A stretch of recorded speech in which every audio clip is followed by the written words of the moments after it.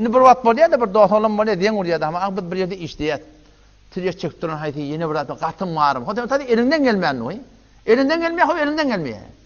Emma sen elinden gelipdi. Sen şöyle ýene oturuşup dost bolup gatnaşyp sadedek gelmeklik hanawady gitaýdan, hususy taýdan dost ýar diýip beni bir adam musulmandygyň şi gaty bir hatarda. Ayet seni çehil. Sureye Nisa'nı barda okuyun. وَقَدْ نَزَّلَ عَلَيْكُمْ فِي الْكِتَابِ Allah ayetiye. Tebareke ve Teala. وَقَدْ نَزَّلَ عَلَيْكُمْ فِي الْكِتَابِ Qat'en biz şu Kur'an'da hükmettik. Nemen ya Rabbi Allah? En izâ semi'tum âyâtillâhi hırvatî ki esteniz Allah Teala'nın hükümlerini yukferu biha inkar edildiye. Ve yustehzev biha maskar edildiye. Bir cere tebap durdun. Şeriatı ters satır edip tuğla. Allah'ın dinine ters. Şeriatı ters kepleyerler. Şeriatı ters bolýarlar.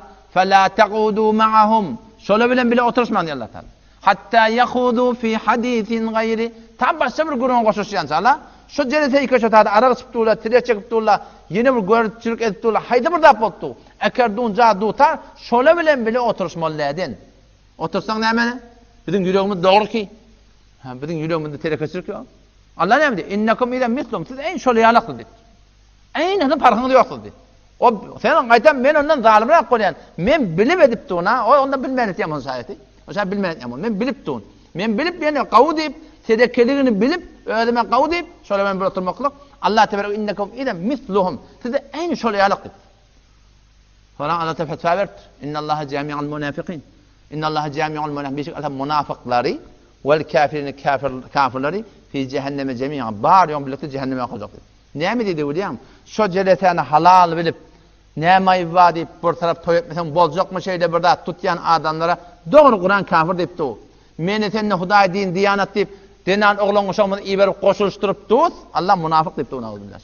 Her kim görjek bolsa bar sabit tefsir kabulyn oda. Yüregim dogry diýip bir musulman şoňa bartyjy jeletelere oturuşup durmak musulmandyň dogry munafyk diýip. Şahydamy ýa şeýler kaptanyň şahsygypdyr falany munafyk boldur diýip. Dini diyanata doğru durmasalyk, yani nefaka ameli ve nefaka etiqadi ve musulmandyk. Otam şu taýdan şol işe oturwasdy we naqla'u rahatiyat we natruku terketiyat men ýepsirki her kim sana ters bol. Her kim ters bolsa şondan el çekmeklik gerek. Şu manadaki hususy gatnaşmalar görende salamlaş, muhabbetin bolsun, bolup bersin ýigren, ödün ýigrenme. Her wagtda aýtdadyr, diýdedir. Şeyden ayette Kur'an'da bardadır, emma hususi katnaşıp zat yok yazacak bolup, şolun tereki ceretelerine koşuluşup, şolunu hoşluk edip, Allah'a edip, mübarek bolsun deyip, o palanın toyuna var, mübarek bolsun, kurbanım mı? Senin bu toyuna var, tövbe ettiğim ben ona. Mübarek bolsun diye Allah'ın bereket okuduk da, Allah bereket ver. Mübarek bolsun dedin Allah, mübarek bereketli bolsun senin toyun. Toyun niye bereketli olmasın? O zaman var mı ya, palanı toy tuttum ama, Allah sana tövbe verdin, etme sana. Mübarek bolsun diyeyim, Müslüman.